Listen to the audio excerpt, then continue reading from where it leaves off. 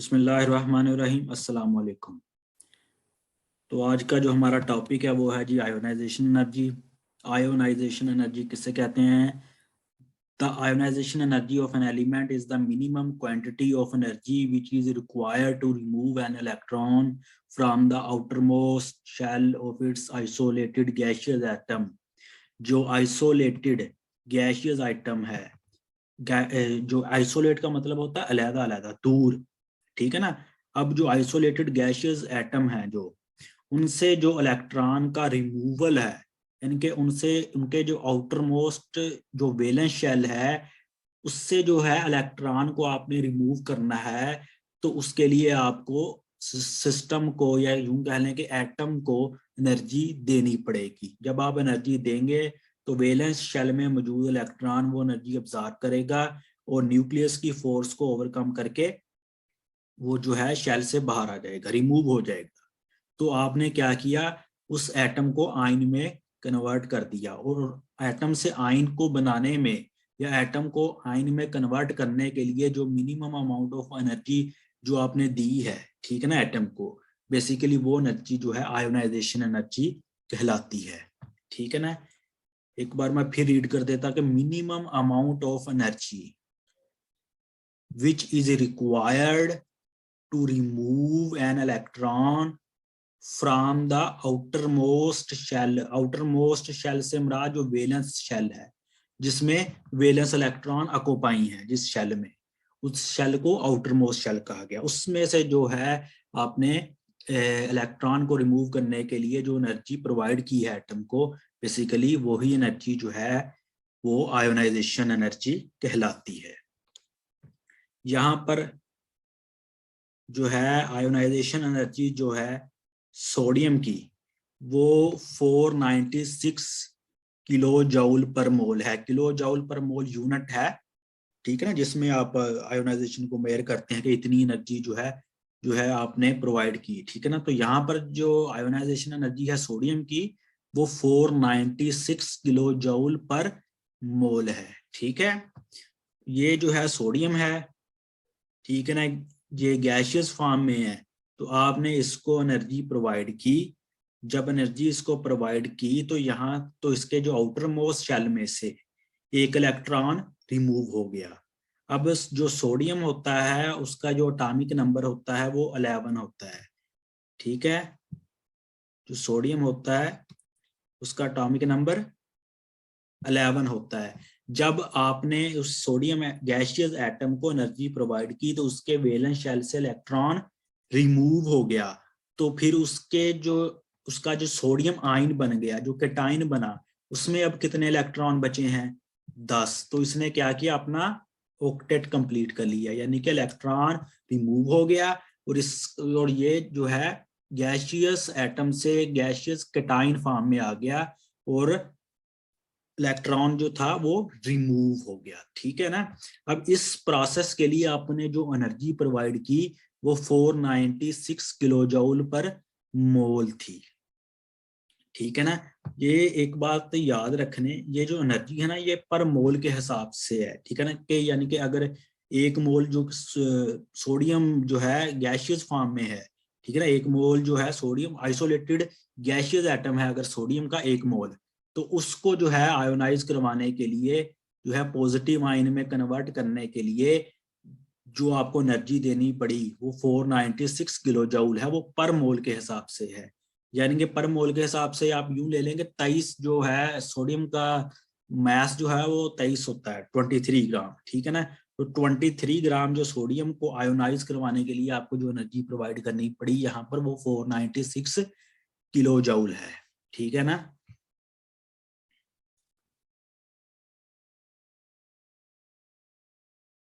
मजीद मैं आपको क्लियर करवा देता हूँ। ये अब सोडियम एटम है एक, इसका जो एक वैलेंस शेल है, ठीक है ना। अब उसका जो वैलेंस शेल है उसमें जो इलेक्ट्रॉन है यहाँ पर, ठीक है ना, इसको रिमूव करवाने के लिए आपने जो एनर्जी प्रोवाइड की वो जो है आयोनाइजेशन एनर्जी कहलाती है, ठीक है ना। जब आपने उस इलेक्ट्रॉन को रिमूव करवा दिया तो फिर वो जो आइटम है वो आयन की फॉर्म में आ जाएगा, यानी कि उस पर पॉजिटिव चार्ज आ जाएगा, ठीक है ना। तो यहाँ पर आप एनर्जी प्रोवाइड कर रहे हैं।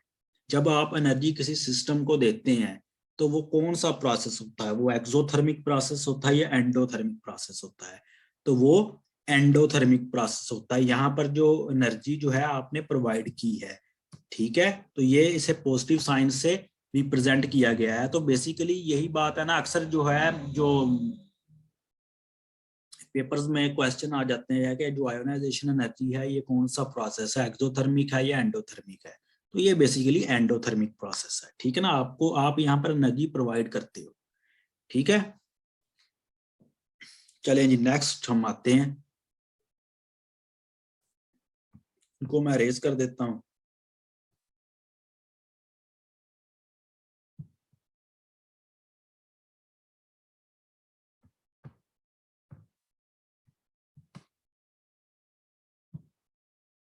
आगे है जी सोडियम, सॉरी आगे है मैग्नीशियम, मैग्नीशियम आयन।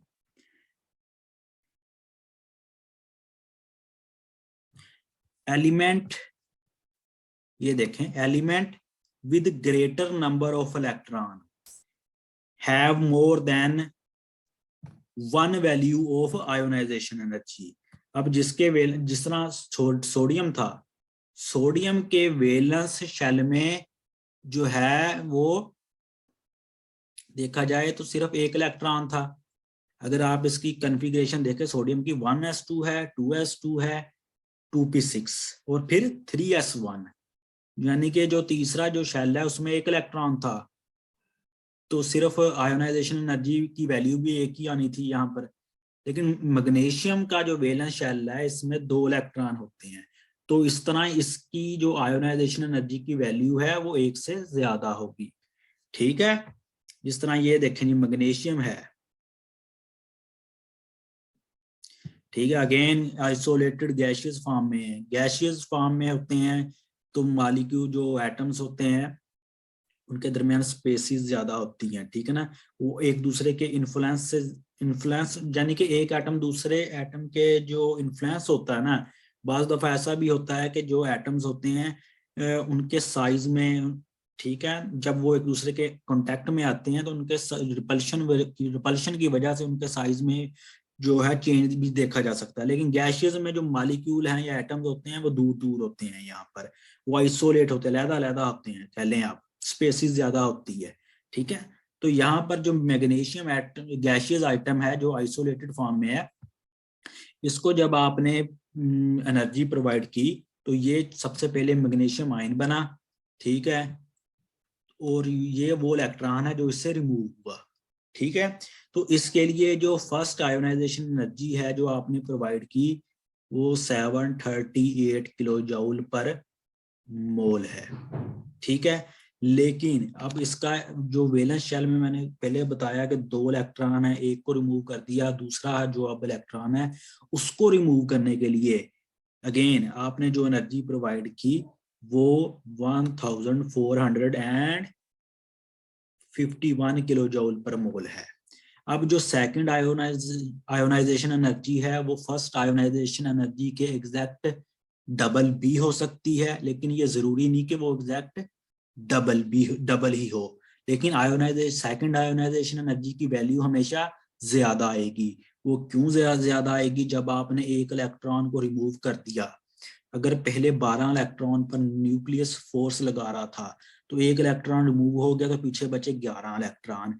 अब वो फोर्स 11 इलेक्ट्रॉन पर लग रही है, पहले 12 पर थी अब 11 पर लग रही है, जिसकी वजह से जो है वो जो उन इलेक्ट्रॉन पर जो है न्यूक्लियस की गिरफ्त ज्यादा होगी, ठीक है ना। वो स्ट्रोंगली जो है उन 11 इलेक्ट्रॉन को अट्रैक्ट करेगा। तो उस हालत में आपको आपको को जो इलेक्ट्रॉन को रिमूव, मजीद इलेक्ट्रॉन को रिमूव करने के लिए फिर एनर्जी भी ज्यादा देना पड़ेगी, ठीक है। तो नेक्स्ट हम आगे चलते हैं जी, इसको मैं रेज कर देता हूं, ठीक है। तो तो यहाँ पर वेरिएशंस की बात कर लेते हैं ग्रुप्स में और पीरियड्स में, ठीक है ना। तो यहाँ पर सबसे पहले जी वेरिएशन की बात कर लें ग्रुप्स में, लेकिन सबसे पहले यहाँ पर कुछ फैक्टर्स दिए गए हैं, उन फैक्टर्स को देख लेते हैं कि कौन कौन से हैं जो आयोनाइजेशन एनर्जी पर जो है असरअंदाज होते हैं।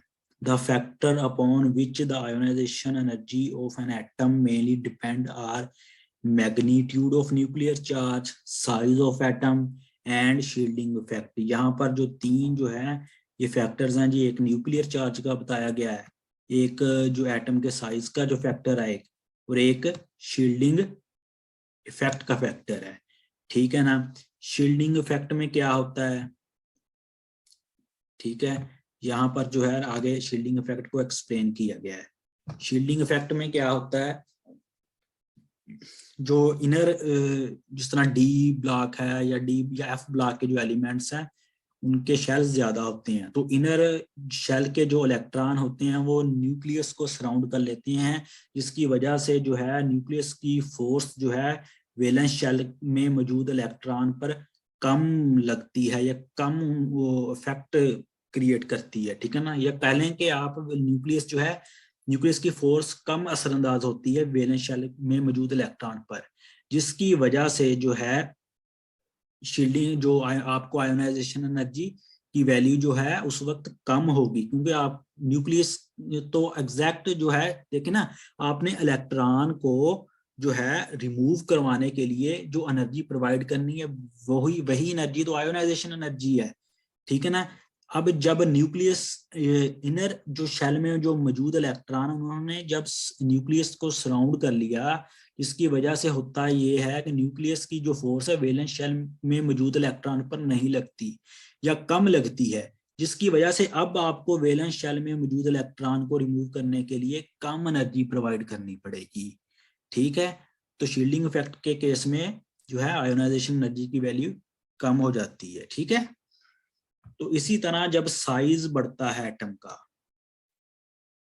जब एटम का साइज बढ़ता है, अगेन वही बात, शेल में इजाफा होता है, फिर यहाँ पर शील्डिंग इफेक्ट का जिक्र आएगा, ठीक है ना। उस वक्त भी आयोनाइजेशन एनर्जी की वैल्यू कम हो जाती है। ग्रुप्स में साइज बढ़ता है, ठीक है ना, तो वहां पर आयोनाइजेशन एनर्जी की वैल्यू जो है वो कम हो जाती है, डिक्रीज हो जाती है, कम एनर्जी प्रोवाइड करनी पड़ती है वैलेंस शेल में मौजूद इलेक्ट्रॉन को रिमूव करवाने के लिए, ठीक है। तो आगे जो एक फैक्टर रह गया वो न्यूक्लियर चार्ज, पीरियड में न्यूक्लियर चार्ज बढ़ता है लेफ्ट टू राइट जाने से, ठीक है। पीरियड में न्यूक्लियर चार्ज जो है वो बढ़ता है, इसको मैं रेज कर देता हूं।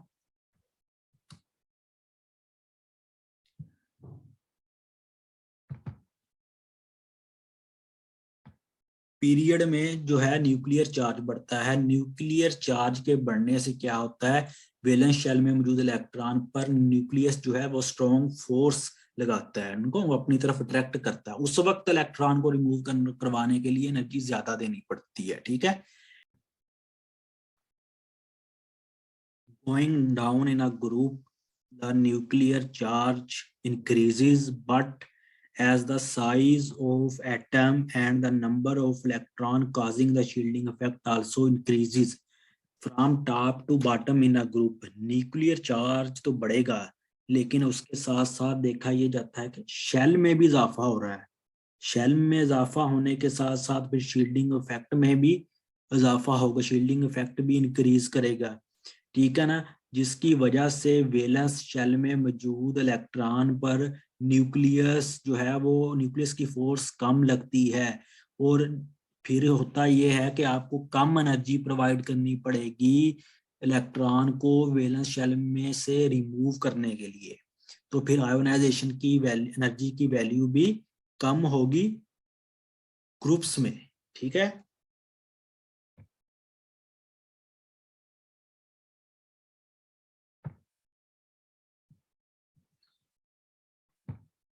ये देखें जी, ग्राफ की हेल्प से मैं अब आपको एक्सप्लेन करूंगा, ठीक है। ये देखें जी, नीचे जो है अलोंग एक्स एक्सिस पर क्या है जी, एटॉमिक नंबर है, ठीक है। ये हम ग्रुप्स में अब देखने लगे हैं। जो वाई एक्सिस पर क्या है जी, आयोनाइजेशन एनर्जी है। जो डिपेंडेंट वैल्यू होती है वो हमेशा वाई एक्सिस पर होती है, जो इंडिपेंडेंट वैल्यू होती है वो एक्स एक्सिस पर होती है। यानी जो डिपेंड करती है किसी दूसरी जो वैल्यू पर, वो हमेशा वाई एक्सिस पर होती है। ठीक है ना। अब होता यहाँ पर ये है कि जैसे जैसे एटॉमिक नंबर बढ़ रहा है, न्यूक्लियर चार्ज में तो इजाफा हो रहा है, लेकिन साथ ही साथ शेल में और शील्डिंग इफेक्ट में इजाफा होने की वजह से यहाँ पर देखें, जो बेसिकली जो साइज, जो आयोनाइजेशन एनर्जी की वैल्यू है वो कम हो रही है, वो डिक्रीज हो रही है। ठीक है ना। यहाँ पर देख लें आप, यहाँ पर देख लें, लिथियम की फॉर्म में देख लें, सोडियम की फॉर्म में देख लें, यहाँ पर देखें वैल्यू कम हो रही है। जैसे जैसे आप नीचे जाते जाएंगे ग्रुप्स में, वैल्यू जो है वो कम होती जा रही है। ठीक है। तो ग्रुप्स में आयोनाइजेशन एनर्जी डिक्रीज होती है। अब हम पीरियड्स में बात कर लेते हैं कि पीरियड्स में क्या होता है।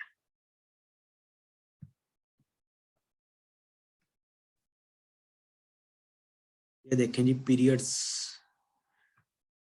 में अब हम बात कर लेते हैं जी।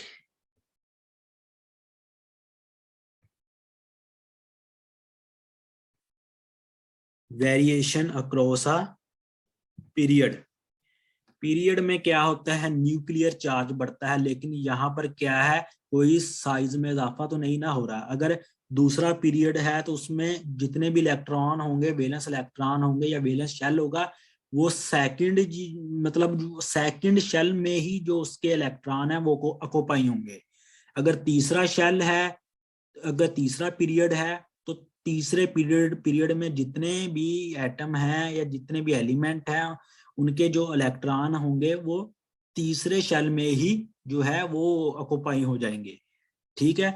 जब आप फिर नेक्स्ट पीरियड में आ जाएंगे, फिर एक शेल बढ़ जाएगा।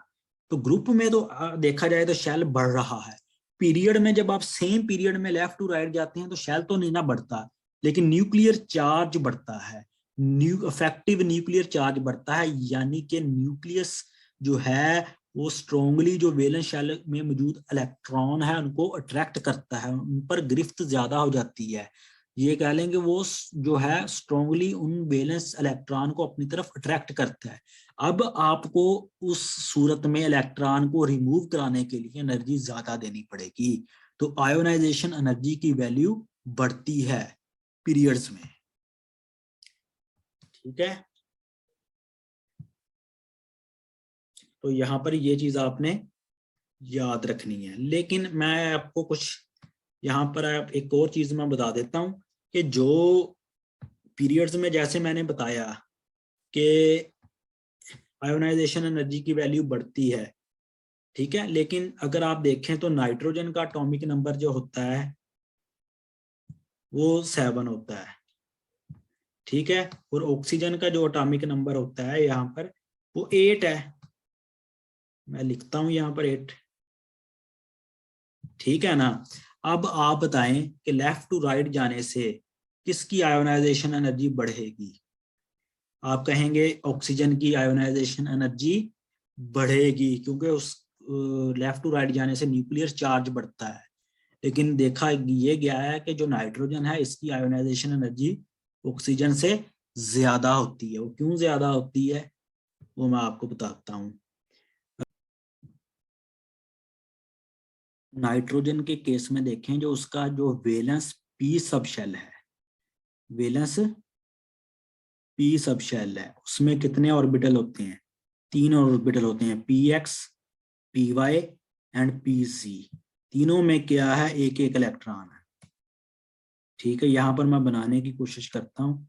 तीनों में क्या है, एक एक इलेक्ट्रॉन होता है। ये पी सब शेल की बात कर रहा हूं मैं, नाइट्रोजन के। ठीक है। तो ये जो इलेक्ट्रॉन है, ये तीनों ये आपस में अपनी पोजीशंस को एक्सचेंज करते हैं हाइब्रिड ऑर्बिटल्स में। जो डीजेनरेट हाइब्रिड ऑर्बिटल है, डीजेनरेट उन ऑर्बिटल्स को बोला जाता है जिनकी एनर्जी सेम होती है। ठीक है ना। तो ये क्या करते हैं, इन डीजेनरेट हाइब्रिड ऑर्बिटल्स में अपनी पोजीशंस को एक्सचेंज करते हैं एक दूसरे से। जिसकी वजह से एनर्जी रिलीज होती है और सिस्टम में स्टेबिलिटी आती है। ठीक है, ये ऐसे इस तरह जो है बेसिकली ये है जो अपनी पोजीशन को एक्सचेंज करते हैं। ठीक है, तो हम कह सकते हैं कि जो नाइट्रोजन का पी सब शेल है वो हाफ फील्ड है। ठीक है, लेकिन हाफ फील्ड होने की सूरत में इसमें देखा ये गया कि इसकी स्टेबिलिटी ज्यादा है। क्यों ज्यादा है? क्योंकि इसमें पी सब शेल में जो तीनों ऑर्बिटल्स हैं पी एक्स पी वाई जी, तीनों जो है तीनों में एक एक इलेक्ट्रॉन है। तो ये अपनी पोजीशंस को आपस में एक्सचेंज करते हैं। एक्सचेंज की सूरत में एनर्जी रिलीज होती है। जब सिस्टम में से एनर्जी रिलीज होती है तो उसकी एनर्जी कम हो जाती है। जब किसी सिस्टम की एनर्जी कम होती है तो हम कह सकते हैं कि उसमें स्टेबिलिटी आती है। ठीक है, लेकिन ऑक्सीजन के केस में भी ऐसे आप देखें, अगर वही पी सब शेल है, यहाँ पर जो है एक ऑर्बिटल है वो कंप्लीटली फील्ड है पी सब शेल में।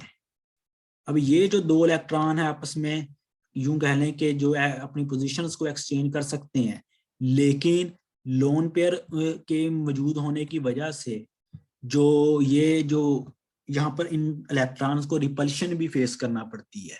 ठीक है, तो फिर यहाँ से फिर कह लें कि इलेक्ट्रॉन को रिमूव करना आसान है। तो इसलिए नाइट्रोजन की जो आयोनाइजेशन एनर्जी की वैल्यू होती है वो ऑक्सीजन से ज्यादा होती है। अगर पीरियड वाइज देखें तो आपको लगेगा कि ऑक्सीजन की ज्यादा है नाइट्रोजन से, लेकिन असल में नाइट्रोजन की ऑक्सीजन से ज्यादा है आयोनाइजेशन एनर्जी, क्योंकि उसके पास जो है वो पी जो सब शेल है वो हाफ फील्ड है।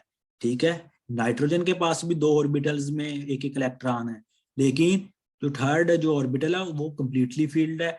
उसमें जो है लोन पेयर प्रेजेंट है, जिसकी वजह से जो ऑक्सीजन की आयोनाइजेशन एनर्जी की वैल्यू जो है वो नाइट्रोजन से कम होती है। नाइट्रोजन में तीनों जो ऑर्बिटल है पीस ऑफ शेल में वो उन तीनों में एक एक इलेक्ट्रॉन है। ठीक है, वो आपस में जो है इलेक्ट्रॉन जो आपस में पोजीशंस को एक्सचेंज करते हैं और किसी किस्म की यहाँ पर रिपल्शन नहीं इनको फेस करना पड़ती।